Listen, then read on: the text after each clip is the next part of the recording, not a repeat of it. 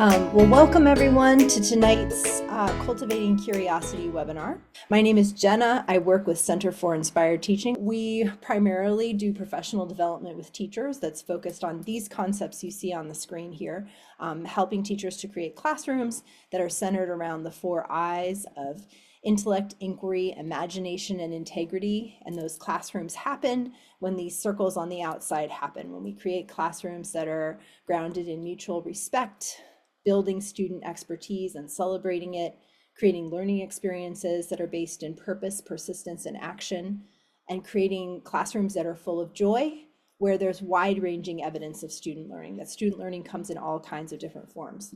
And when I look at the things that folks have shared in the chat, these are beautiful examples. I see all of these concepts, all of what we call the 5 core elements happening here, spaces where we're working on creating mutual respect, but also creating spaces where there's learning that happens. I love, Gina writes here that I've seen my students respond in culturally sensitive situations by using profanity, getting upset, apologizing, laughing, and horseplay. And certainly all of those things happen. And I know Gina's working with elementary school students and particularly with some of our younger students, like all of those things, those are part of our learning. And it's how do we create spaces where when that apologizing and that getting upset happens, we use those as learning experiences. I see here that Shay is also talking about the idea of creating spaces where students recognize the humanity of the people involved, thinking about issues of fairness.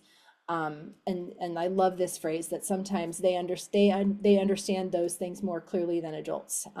I today had an opportunity to learn with a bunch of high school students, and I feel like the future is bright because I agree that sometimes they do understand things better than we do as adults. So we're going to look at all of those things tonight. Thank you for everyone sharing here. Again, we have a beautiful range of experiences. I know Jenny Lee is working with multi-language learners. I know we have early childhood. I saw middle school in here, high school. So I'll invite you all. The way that these webinars work best is when we have an opportunity to share the wide variety of experiences that are present. So as we work through some of the things we're going to share with you tonight, I hope that you all will continue to share your experiences and perspectives like you did here in the chat. So tonight we're going to be talking about raising cultural awareness. And what that looks like in the classroom. If you joined us last month, we were talking about social awareness and looking at this through the lens of play. Tonight, we're going to be thinking a little bit more about what this means in terms of identity. And this all comes from social emotional learning framework that was identified by Castle. For those of you who are in Washington, D.C. And working within schools that are governed by OSSI. I know many of you are becoming very familiar with the new SEL standards that the district adopted. And I know we have folks that are joining us from Florida, from New Orleans, from all over the country. But most of us are getting really familiar with this Castle framework in different ways because a lot of school systems are adopting these social emotional learning standards as part of what we do in schools.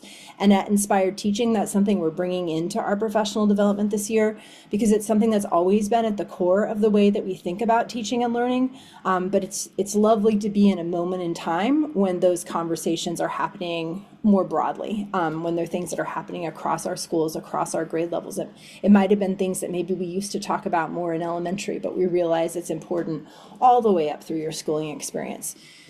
So when we think about that today, I also have put up here examples from, this is again sort of DC specific, but hopefully those of you who are joining us from other states see some resonance with your school experience. This is just looking at sort of a framework of what social and cultural awareness might look like developmentally from early childhood, or at least starting in kindergarten all the way through adult. And I understand that early childhood standards have versions of a lot of the same kind of language related to them. So what you're going to notice here is a lot about identity, learning who we are in relation to other people, learning how to there's a lot of, I see bias, that the word bias that shows up in the 6 to 8 space and goes through adult. But in the lower grades, it's going to look at things like having conversations about discrimination and exclusion, perceptions, ways that we see one another. So these are things that I know come into our curriculum and our learning in lots of different ways. And tonight, I want us to sort of look at this through two particular lenses. One, the role that observation plays for us as teachers in thinking about creating social and cultural awareness in the classroom. And two, in terms of what our students can cultivate in their skills of observation to be able to see and learn about themselves in relation to others. So both of those have a lot to do with observation. And to get us started on this journey tonight, I'm going to ask us to do a little bit of an observation about ourselves. Every activity that we share with teachers is something that we might think about adapting to the work that we do with our students. So we're going to start out, if you have a piece of paper near you, with creating something that looks like this drawing right here, but you can just draw it with lines coming out from a central spot if you like. And we're going to just take 2 minutes to do this, to write your name in the center of a piece of paper that you have with you. And then around that, your name in the center, and these circles or spaces coming out of it, words or phrases that capture some element of your identity. Those terms or descriptors that have most helped shape who you are and how you interact in the world. So we'll take just a minute to do that, and then we're going to sort of notice what we've written on our papers. We'll start with that first question. So with which of the descriptors that you wrote down there do you identify most often? So which is the one that if you're thinking about who you are in relation to the world, what comes up first for you and why? I could go first. I'm Meg, and I'm the project manager here at Inspired Teaching. And I am actually from New Orleans. And I think the descriptor that I identify with most often is mother. And I think it's because of the ages of my children. I have a 9-year-old and a 13-year-old. So we're still deep in the raising them to be wonderful citizens. So um, I think that that's what is most often my identifier. I'm Gina Nettles. Um, and let's see, I identify most with being friendly Mm. Mm-hmm. and probably and the reason why is because I just talk to everyone. Hi, my name is Carliana. I'm the Florida and the Fort Lauderdale. And for me, it's the same, friendly and funny. And the funny person all time have joke and make it right. The people all time say, Miss Carly is so funny. Miss Carly is enjoy, and then maybe the other aspect is it's too much organizer. Maybe this is no good for me or for the other people. But me is this is this is I love you that. know. I love that, and I feel like what I'm hearing right there actually also kind of we can also move into question number two or question number one. But which do other people identify you with you most often? And it sounds like it's both that they see you as someone who's funny, but also the organized part is part of that. And do you find that those things are ever in conflict with each other? This is a funny moment. It's like, okay, nobody inside in my room. Please organize it. No moving this here. Okay, me funny, me enjoy, but not too Yep. much. Yeah, no, absolutely. And I think especially as a teacher that can be difficult because if we're identified as being sort of we're fun, we're laid back, we're kind of jovial, but we also need to get things done, that can be difficult sometimes to figure out how to do Yes, both. Yeah. that's true. Yes, thank you. Add in, I'll move us to number three too. So you can kind of respond to whatever one is speaking to you, but describe a time when one aspect of your identity worked to your advantage or disadvantage in life. So do you see some of those things you've written there that might be different? I would say that me being helpful towards others, Yeah. that worked to my advantage with students because it allowed them, I give them the opportunity to tell me what's going on with them.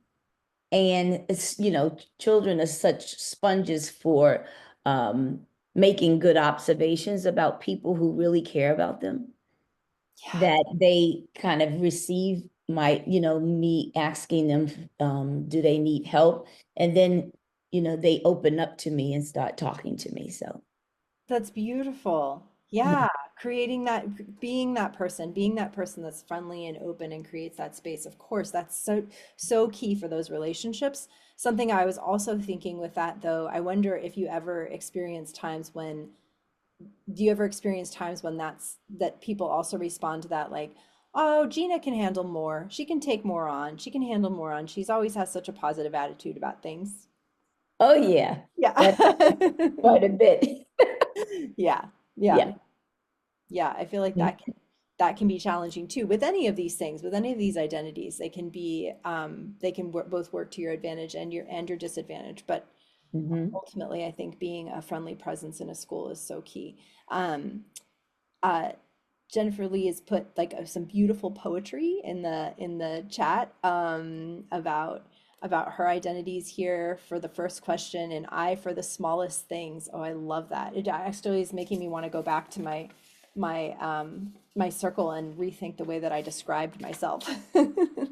And then the second one, a love for quiet. It's true, but there's much under the quiet. And I can say that as someone who has had the distinct pleasure of getting to know you over the last year and some change, that I would say that that is true. There is always, as we can see here, you just look at what you've written.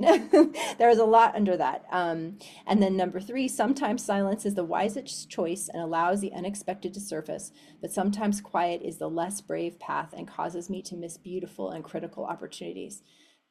Gorgeous, and also so interesting that in that example that you gave right there, that it works, that in one identity, one aspect of your identity, you can look at that through two different lenses. I wonder if that's true for any of those ones where you identify something that works to an advantage and a disadvantage. So this activity right here is just, it's something probably in its current form that I've shared there is going to be easier to adapt to older students who have a variety of language to describe themselves and who they are. But I think that in the earlier grades, even with the youngest students, there are lots of ways for them to think about all the different ways that they exist in the world, to start with who they are and think about their identity. What are words that you would use to describe yourself? And I think our youngest children, even if they don't have necessarily the vocabulary, I've been in many early childhood classrooms over the last month, and I love seeing the self-portraits that are common at the beginning of the school year, or the ways that they draw themselves in relation to their family. And even those illustrations speak a lot to identity, where they put themselves in position to other figures in their drawings. So thinking about that, thinking about an activity like this that makes us think about our identity, just the general question here, what role do you see your students' identities playing in your classroom? Oh yes, Meg, I love that you put in, yes, a collage would work beautifully, particularly with students who might need some additional supports to think about their identity. But what role do you see your students' identities playing in your classroom, just in general? What are some ways that that's played out for you so far this year, or in your teaching overall? And again, feel free to share aloud or in the chat. Think I saw this one very evidently because I was a writing teacher for the 13 years that I taught. And writing teachers, I think, are faced with this conflicting situation where you can learn a lot about your students through their writing, but you also have to get them to write, which is very difficult. And so I think what Gina was saying in that developing those relationships and letting them be able to really understand where you're meeting them and that you're respecting them and really want to love them and guide them on their path is essential in establishing that kind of environment. But then moving into how their identities play a role in the classroom, I think it's a pretty big piece of it. I think their identities really inform every step that they take in the room beyond just what they output for us as content. And so if there is a student who is struggling in their identity or struggling with feeling confident in their identity, you may see manifestations of behaviors that you wouldn't necessarily see were they in an environment where their identity was front and center as something that is celebrated and loved and honored no matter where they're coming from. So I definitely think that their identities play a huge role in them being able to just even show up and participate as a member of your classroom. And I think it's important to know that as teachers. Absolutely. Thank you. Oh, Jenny, I think we're going to need to know more about this. You wrote in the chat, I love that we've done away with dress codes in my district, for the way we dress can be such an art form or in a way of expressing our identities and cultures. So interesting. I wonder if you could speak to that. And also, I'm very curious about how that plays out, because I'm seeing schools that don't have a dress code and some that also have students wear uniforms. But even within that, I see students finding ways to express themselves. Is that a new thing? I've only been in my current district. This is my 6th year, so it's new for me from other high schools and other districts. But I feel like there's so much room for misunderstanding when we start dictating to young people what they can and can't wear, because you're only seeing it from one vantage point, and there's so many other. Certainly, you get into, some places where discussions can be had, but I feel like making rules about it is it's an impossible venture, because there's so many ways to see a thing, and the more I feel like the more uh, uh, I guess the more freedoms we give students in this regard, the more we invite conversation and create spaces to learn who our our children are, and where they, what's important to them. Yeah. Thank you. Yeah, that's certainly so true, especially, well, I was going to say especially as students get older, but I see very young students making so many choices about what they like and what they don't like based on what they wear.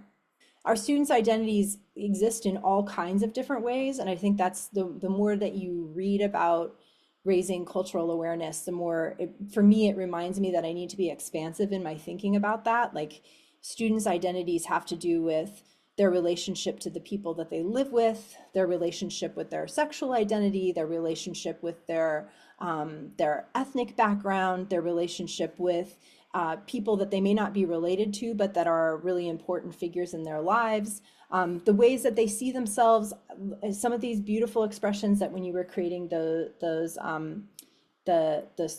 circles with the spokes about yourself, some of the ways that we describe ourselves. Do we think of ourselves as an artist? Do we think of ourselves as a friend? Do we think of ourselves as a listener, as a mentor? All of these are part of our identities. And like Meg was saying, when we create spaces for that in the classroom, it helps with what my years of doing this work and having the great pleasure of getting to work with so many different teachers. For me, it always comes down to, this is true for children as it is for adults. It's just a human thing.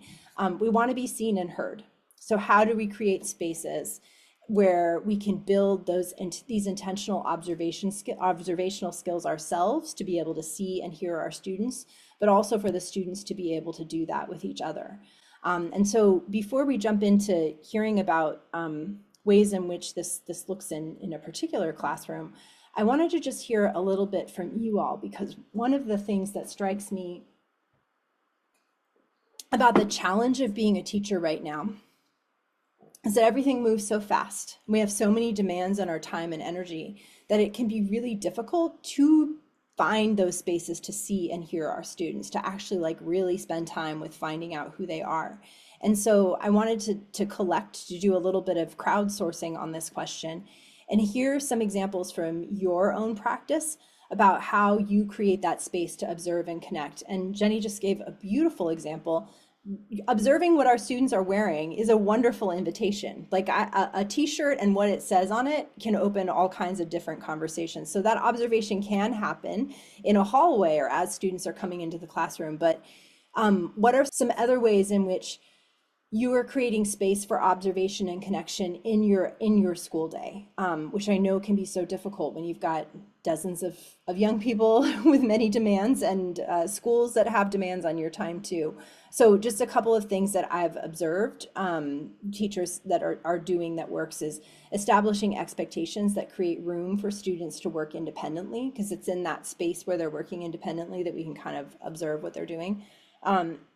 And then creating activities that engage students enough without our assistance. This is kind of related to the first one, where we can float and observe. So some other ideas there.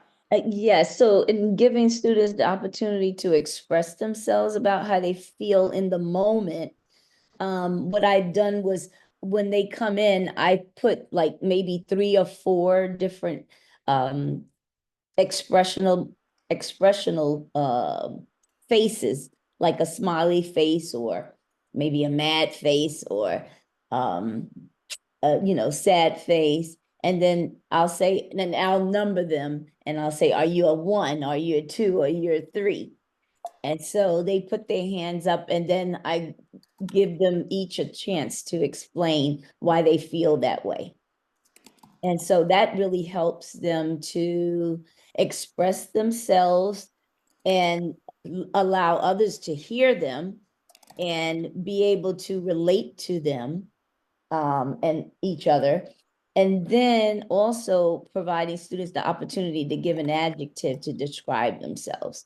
So, and that sometimes that brought out laughter, and the other students and the students who gave that particular adjective. So that had really lightened up like any negative energy that came into the room because of what happened in the class previously. I can imagine scenarios in which when we use that adjective to describe ourselves, it's almost like giving ourselves our own nickname. It's something that like you can have a little bit of pride behind the way that you've thought about describing yourself. I really love the emotion idea. I've seen my son's teacher, he's crazy about this. She does exactly that, but instead she uses like popular cartoon characters or just whatever they're into at the time. So the other day she did a SpongeBob one, and it was like different faces of SpongeBob. Which SpongeBob are you today? And it's just like also showing the kids that you know what they're interested in and that you can like tie in those little connections. I love it. We'll keep this in mind because we're going to see some more examples. But this is a little bit of a thing that I'm thinking a lot about lately, just because in so many of the classrooms that I go and visit, I feel like this is the hardest thing to find the time for. Even if you have a co-teacher, you're still outnumbered. In almost every instance, there's more children in the classroom than there are adults to observe them. And that means that, that not every child has your undivided attention all day. This is just an example from a classroom that I visited last week, I think, where all of the students they were actually doing an activity where they were making shapes out of marshmallows and pretzels, which was a real exercise in self-control also, because they all wanted to eat them and it was before lunchtime. So it was a hard thing. But what I noticed about this was, oh my goodness, like they were fully engaged, probably because they were also hungry, but they were really engaged in what they were doing. And it meant that the teacher had probably I would say they were engaged for about 15 minutes. And 15 minutes just to sort of stand back and watch what was happening. And you saw all kinds of interesting things about how one student was mirroring what was happening across from them. And you can see even just at this table right here, that everybody has a slightly different way that they're going about it. And it tells you something about how they think about organizing things. And when they're really engaged like this, you can also sit down and next to a student and maybe have a conversation with them about learning a little bit more about their thinking, even just asking them some questions about themselves. Let's see, we have something in the chat from Jenny. When a student arrives late to class or new after several days of absence, to begin the conversation with, "I'm so glad you're here. Is everything okay with you?" It seems obvious, but I think it's so important to scoop our young people back into the community, even with just a few words, and perhaps invite them to share something about their world that is important for us to know. Thank you, beautiful. Yes, so important. And actually, I am thinking about that with this particular class. There was a student who was out for a couple of weeks, and the teacher definitely did that, and but it was also thinking about, I love that phrase, scooping them back into the community. It was like, I want to hear about you and I want to find out what's happening with you. And I believe that you can jump in right now and be part of what we're doing and not be excluded from it, even if you didn't learn about all the geometric shapes. This was actually a great activity for that student because they were able to jump in and sort of mirror what their peers were doing, even if they had some catching up to do. One of the key things I think both for us as teachers and for students, when we think about building classrooms where students are aware of themselves and each other and who they are, is promoting curiosity over judgment. So how do we create a space where our students are encouraged to be curious about themselves and about others? And this I just thought was an interesting list of examples of what that curiosity can look like. But an activity that I've been really intrigued by lately has to do also, like, at the core of curiosity is questions. So how do we teach ourselves and our students to think differently about the kinds of questions that we're asking? And I think this can be relevant in something that we often do as a whole group, the kinds of questions we might ask during a morning meeting, or even this example that Jenny just gave when a student comes back into the class. I'm so glad you're here. Is everything okay with you? Like, even that phrase, is everything okay with you, is very different than what happened. Like, it's actually a question that gets a little deeper and is going to help me understand a little bit more about how that person's feeling than just like give me the facts of where you were and why you were not here. So this is just something to think about with the kinds of questions that we might ask. How, if we do like a warm-up question in the morning and we're asking our students to even to say how they're feeling today, is there a way that we could ask that question as we go around the circle that might make it a little bit deeper? I want you to think about how you're feeling, but I want you to describe it. Can you describe it in terms of a color? Or can you describe it in terms of a food? Or can you do something like that? And that's going to be higher level thinking, but also they're not just going to say, or even if they just say green, it's like, well, why did you pick green? You can push a little bit deeper, and it's helping them to think a little bit more about who they are and how they feel. And we're also going to learn more about them. So just sort of having in the back of our mind as we're getting to know our students and build our curiosity and theirs, how can we think about these questions that take us beyond the surface and get us a little bit deeper, because that's going to help to build relationships. And it's also going to be really interesting to see if students can pick up on that too. Gina's put in the chat, another way I create space for observation and connection in our day is simply ask, how was your day so far? Or give an opportunity to stand at their seat rather than sit, or allow a student who did not raise their hand to speak first, but listen to the student and use what they comment and then direct their comment towards our topic for the day.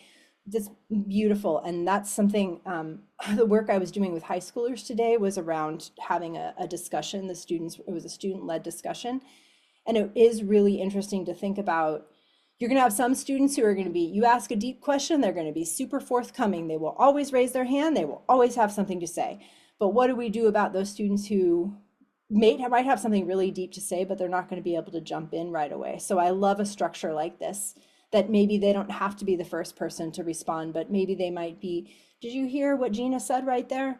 Can you share a little bit about what that makes you think? Something like that, where they don't have to be put on the spot. Can be an interesting way to invite other students into it. I will also expand upon that just by saying please. that this Yeah. also just takes practice. Like, this is something that they will have to get used to and practice. And again, this all goes back to how they feel when they enter your classroom. And if it's a safe space, they're going to be more willing to elaborate and expand upon these questions. But also, it might not be initially. You might have to give a lot of wait time and allow them to sit and think and really compile their thoughts. And there are, like Jenna said, students who are going to be forthcoming and give that right away. And then there are some students who might be willing to be forthcoming, but need time to really think about how they want to say that. And I think both students should feel that they have the space for that. Yes, I'd like to also add to what Megan said, by saying that, we kind of take these moments for granted, right? But we have these opportunities all day long.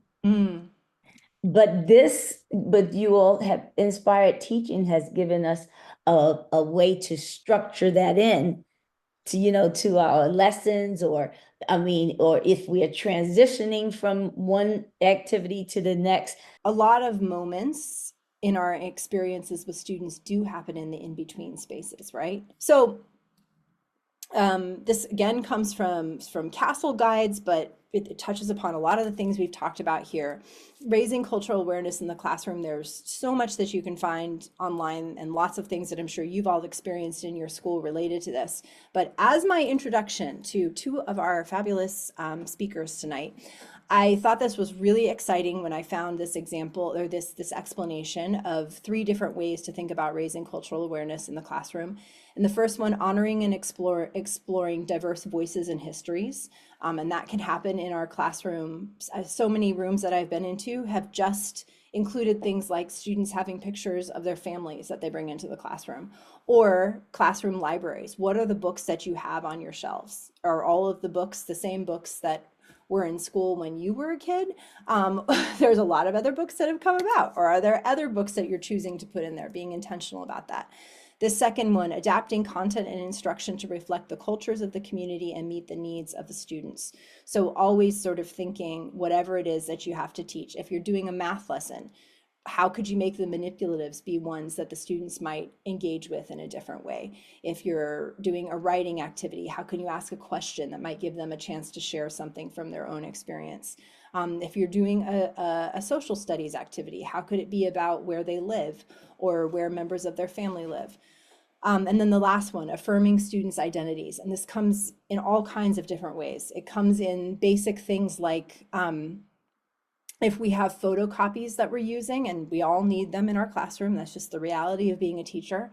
But if I'm using a photocopy and all of the children in the pictures that are on my photocopy look like white kids, and that's not necessarily what my student body looks like, that's just a thing where I say, will my students see themselves reflected in what they're working with in the class? How is that going to feel to them? But thinking, so it can be everything from that to what are the pictures I have, what are the posters that I have on my walls? And one of my favorite examples from the classroom that we're going to learn about is that this was just a little detail that struck me. What about the puzzles that the kids are putting together? Who's on those puzzles? What are the pictures that are on those puzzles? Do those puzzles actually reflect a variety of different families and lived experiences? So there's lots of different ways to think about bringing that into our classrooms. I am very excited to introduce you to Shay and Ada, 2 teachers who I had a chance to meet at Brightwood Elementary, actually who I've met before in other ways. They've been part of Inspired Teaching in different ways over the years, participated in our programs. And they're going to talk to you tonight. I have some questions for them because I had an opportunity to visit their classroom. So I'm just going to give you I'm just going to walk through this, and then as they talk, there may be things that we come back to, but I had the pleasure of visiting their classroom. And when you think about everything we've talked about so far tonight, I think you'll see when you look at these images, some ways in which these are teachers who have done a lot of the things that we've talked about in their classroom. And you're going to learn a little bit about the things that you see that are happening here. But this was just a room where the students, I believe they're 4 years old, right? 4-year-olds were doing so many things that that kind of blew my mind. There were moments when I didn't necessarily, you didn't necessarily know where the teachers were in the room because the students were so engaged in what they were doing in the learning centers that they were in.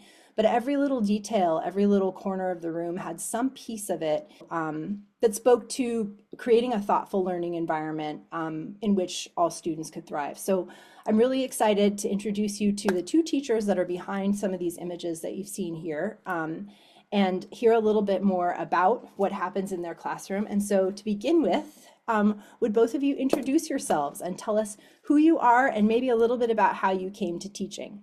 Hi, good evening all. My name is Ada. Hi, Gina. Hi everyone. Hi, Gina. Hi, Ms. Sharper. Welcome, Ada. Hi. My name is Ada, and I work with Shay Sharper, Mrs. Sharper. That's what we call her, and she has been a big inspiration to me too, just like I am to her. So we've been working with the kids. I came into teaching. This is my 15th year teaching at Brightwood. I've been working with early childhood kids. I have 4 adorable boys and a wife too. So it's a lot to do all that and still have my head together. So Thanks, Miss Easy. Hi, I'm Shay Shoppert. I came to teaching.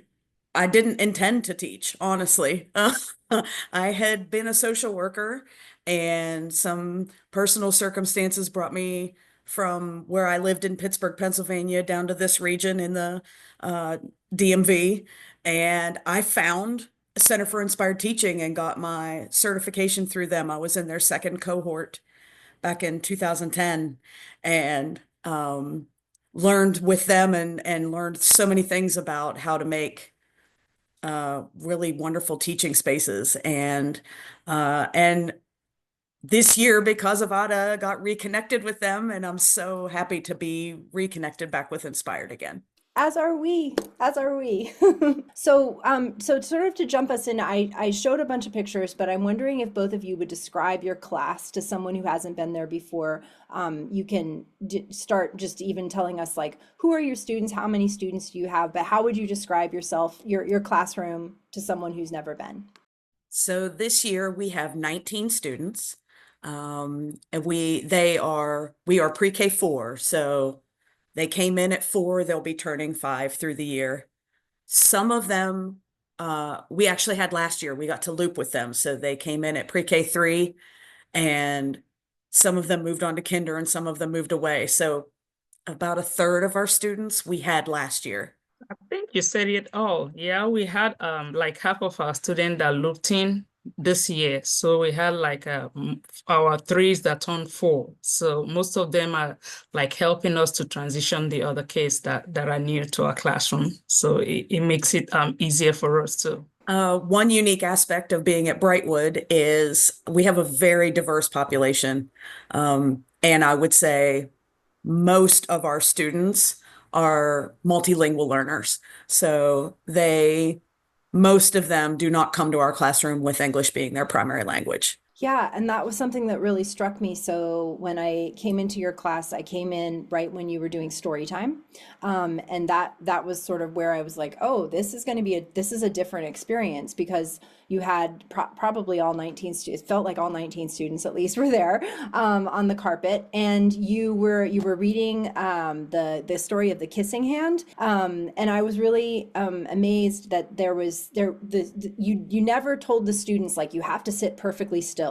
But they were all paying attention, and they were able to be engaged in the story, sort of coming as they are, however they did. But it was also clear that there were multi-language learners because at varying points in time, I saw you making different moves, that sometimes you might say a word in Spanish, or there was like gestures or things that you were using to get through the ideas. So I wondered if you could talk a little bit about how do you do that? How do you make something that's whole group with so many different students engaging for them?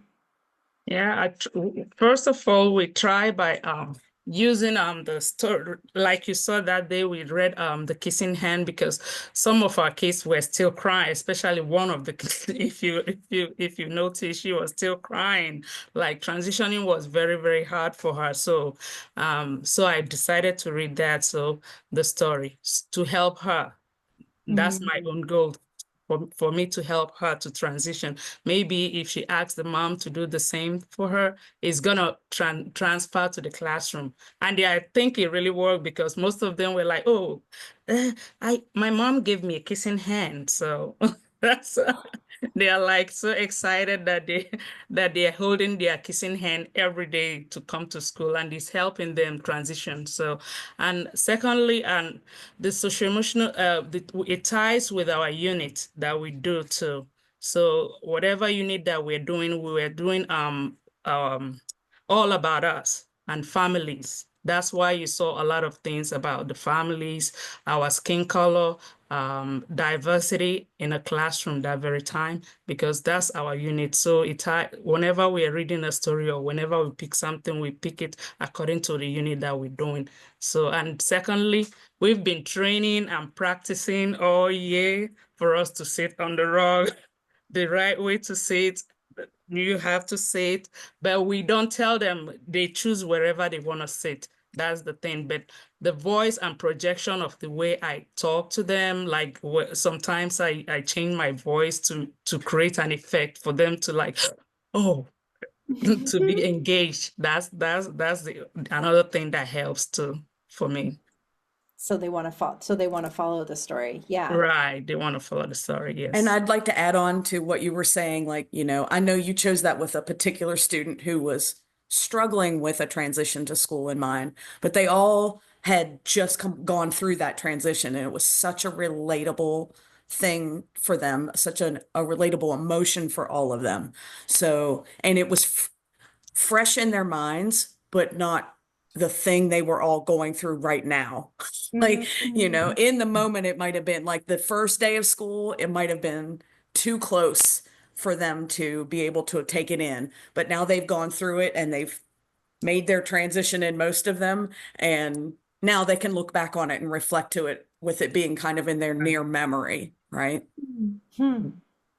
Well, that's so interesting too, that that in getting to know one another, even if we are all coming from very different experiences, finding something that is common. So that's interesting. Like we all have the common experience that we got used to being at home and now we're at school, and giving them sort of tools for figuring out how to relate to that, but also make it deeply personal. That makes sense. So after story time, then the students are moving into working in centers. And this was another moment that really struck me when I visited your classroom, because you had a board that had the centers, and I've kind of seen that presentation happen before, like here's the different centers and you can choose where you're going to go. But you actually asked the students to describe what was different in the centers this time and to update that list of the places that they could go. And that made me realize that this was a classroom where your students were also being asked to be observers, like they were being asked to be aware of the space that they were in. So how do you build that skill in them where they're, as opposed to sort of them just like telling them this is what you're supposed to do and this is how it works, but it seemed like they were kind of co-creators in that experience with you. How is that something that you do with your students? Firstly, Ms. Sharper and I have always been, we have always wanted the kids to be autonomous and then have independence. So that's our first rule. Even when we do our parent conference and everything, we want them to be independent. We want them to be like have autonomy over everything in the classroom. So that's how we build that. We like let them observe whatever that is happening, or like that very day, I think Mishapa, we were trying to change some of the centers, but Mishapa left it so that they can tell us, oh, what happened, what changed, and what are we gonna add to the new center. So that's the kind of thing that we do, and she always had that. I'll give it to her because I'm still practicing and learning from her too. So I'll give it to her because we practice autonomy and independence in our classroom. So that's part of it. The kids always observe and we always ask them questions pertaining whatever we are trying to do, so they can be able to be part of whatever change that is happening in the classroom. Especially, I have an example, like when we do we create we did building units. We asked the kids to like create a tiny town. Ishapa, we asked them to create a tiny town. So they will bring their boxes, we'll paint them in the art center, and then they will think about whatever building or maybe a school, whatever they want to add on to the tiny town. So they have that autonomy to think, create on their own what they want. We use their imagination. That's what I call it. Use their imagination to create things so that they will know they are part of the thing that is happening and they are part of the classroom too. It's not us that is telling them, they are telling us what they want to see too that happens in the classroom. Yeah, I feel like that's just something that they naturally see, every little detail, that things I don't think they're going to see or notice. And that's just harnessing what they're bringing to us already. I feel like they come in first thing in the morning and will notice if something has changed or if something's missing or something's different. And they want to talk about it. And so when we go to review, I just give them the space to share the things they've already noticed. And And it's so interesting to me, the things that they notice. And that's a time where I take a moment and step back and let them lead the way on that. And that tells us a lot of things too, right? That tells us, what are you observing and what do you think about this? That gives us information as well, but also that they get to lead the classroom when they're able to.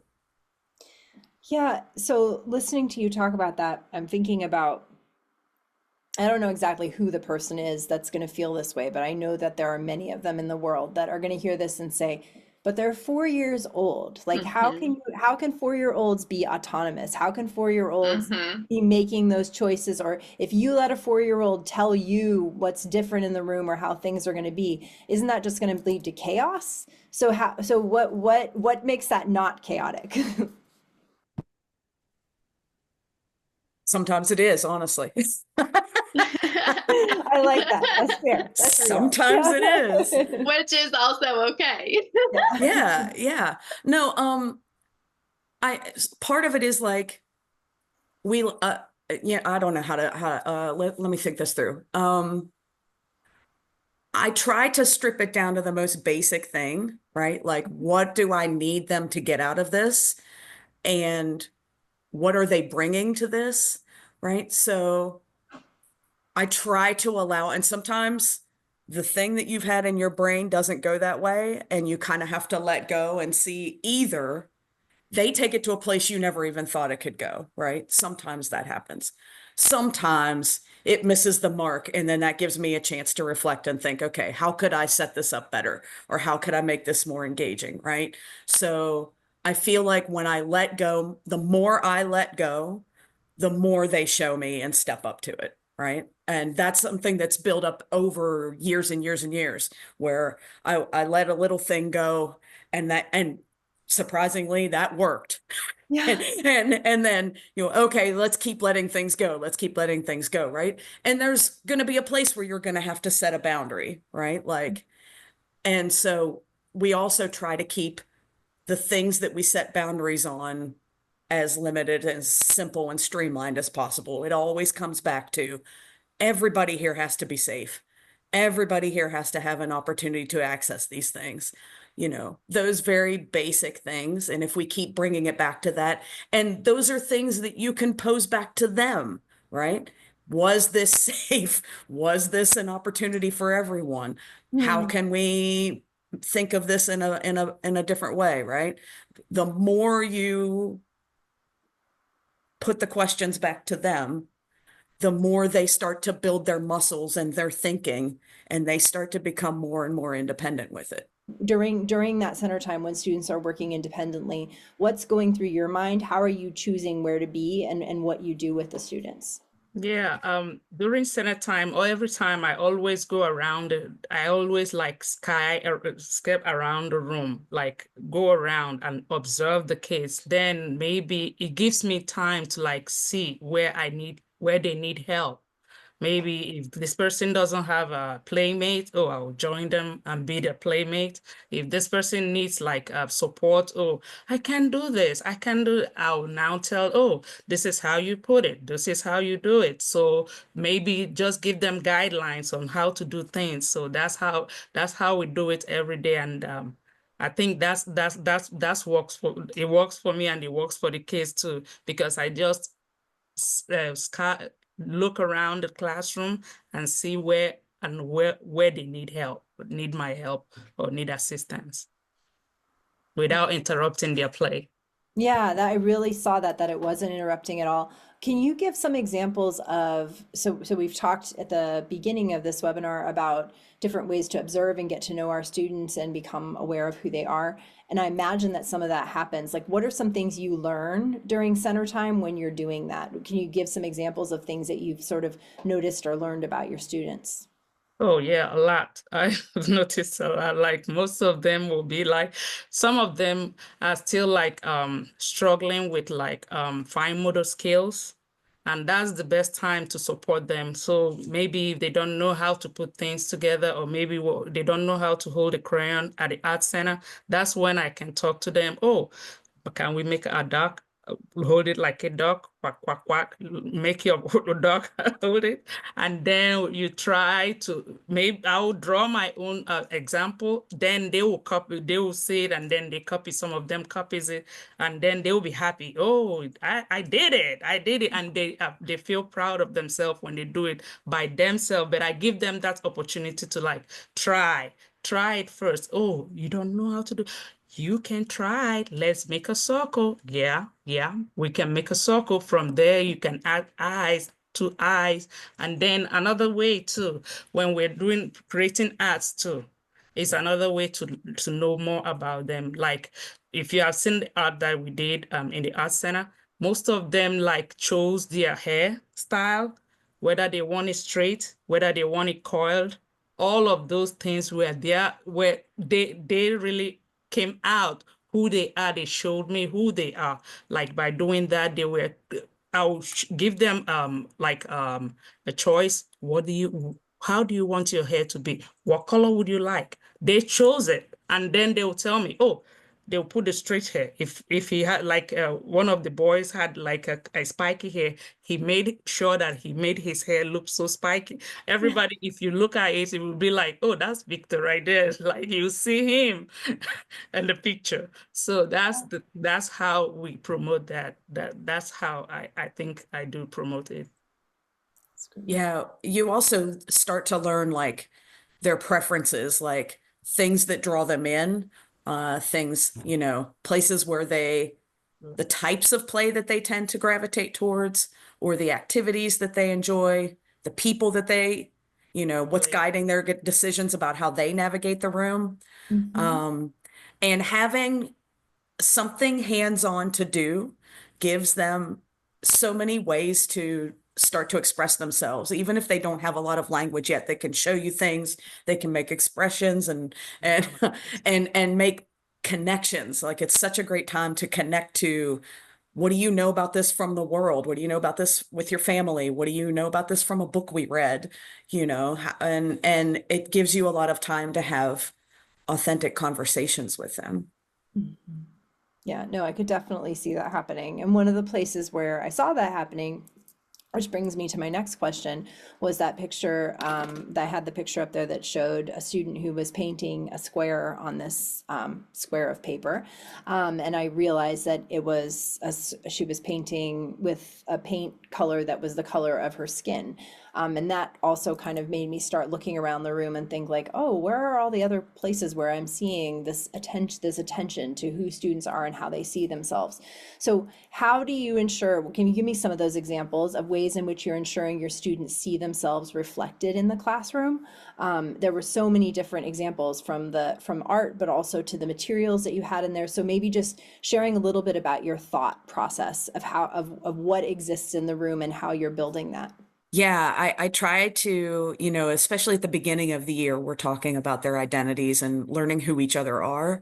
A huge part of that for pre-K is their name, right? It's hugely important to them. So we try to find ways to put their names in everywhere we can. I think one of the pictures that you took was where they're able to put up examples of their own art. So there's a space where they each have their own clip and they can choose. So they each have their own, and that has their name. And I choose an icon for every student that has the same beginning sound. So you see Fernanda as a flower. I tried very hard for words that were similar in English and Spanish when I could. So flower and floor. Olma with an O is a little more difficult. That's oatmeal. Some of them pose a little more challenges than others. One year we had like 5 kids with the names that started with the letter E. But yeah, so they're able to, so you'll see like Olma there doesn't have anything, and he is a guy that doesn't tend to gravitate towards art, or they like to put it in their backpack and take it home. But or this is a place where they can choose, would you like to take it home, or do you want to post it up on the wall? So you'll have kids that have stacks and stacks of things because they like for it to be up there. So we try to put their names around as much as we possibly can. And we did spend some time at the beginning of this year talking about skin and different skin colors. And we did mix the paints so that they each had their own. You'll see they've got jars where they'll be able to keep that all year long and use in their art if they want. So we spent some time them choosing their paints and how to mix them to make it match their particular shade of skin. And we do have the puzzles that try to represent everybody. I try to bring some open-ended things. You see the other thing in the students are working on this puzzle table. They have, there's like felt people. So they can use those to configure however they want that would represent their family or a family from maybe one of the puzzles or a book we read. And we also create a book, you know, the Brown Bear, Who Do You See book. We create a classroom book of Who Do You See with all of their photos in it. So that's a book that they come back to in the library a whole lot. So we just try anywhere where we have photos or images where we're showing occupations or people doing things. We try to make them as diverse as possible, and I try to challenge whatever the perception is. I try to find the opposite of whatever that is. If I can find a stock photo that has, you know, what wouldn't be what you would picture when you picture whatever thing that you're trying to picture, right? I try to go against the grain on that as much as possible so they can just see so many different ways of looking at things, right? Yeah, I'm gonna add to that too, Ms. Shepherd. Yeah, we like you've seen all of the pictures, the painting, everything. It was all about me. We're still talking about me and the family. All of those are joined together at the puzzle center. I mean, in the mathematics center, they were counting how many are in their families with the felt pieces, and then the paint. We made a collage with the paints. All of them we painted, and everybody made their own. Everybody got their own skin color. You have to choose and then mix. We mixed the paint by ourselves, and it was like fun activity for them too. They really enjoyed it. And then another way we create that is during we just ended Hispanic Heritage Month. So we let the kids like dress up according to their cultural dress, wear their cultural clothes to school, like showcase whatever that is very important to them and their family. And some of them will come in with like they were so excited the day that we dressed up. They were like, oh, they were all dressed like those from El Salvador, Mexico, all of them. Like you see different types of culture, and they were so excited wearing their clothes. And also we read books.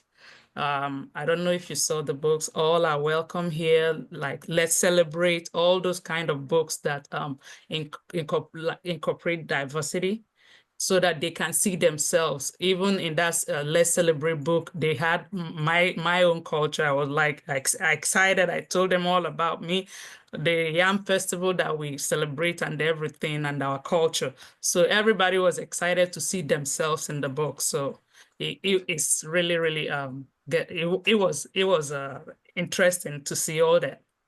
Well, now I'm going to ask you to expand on that, because I was realizing when I was looking through the pictures again, I was trying to figure out why there were 4 yams on the windowsill. So can you answer that mystery? I laughed when I saw that. I was like, oh, the potatoes and the yams are still there.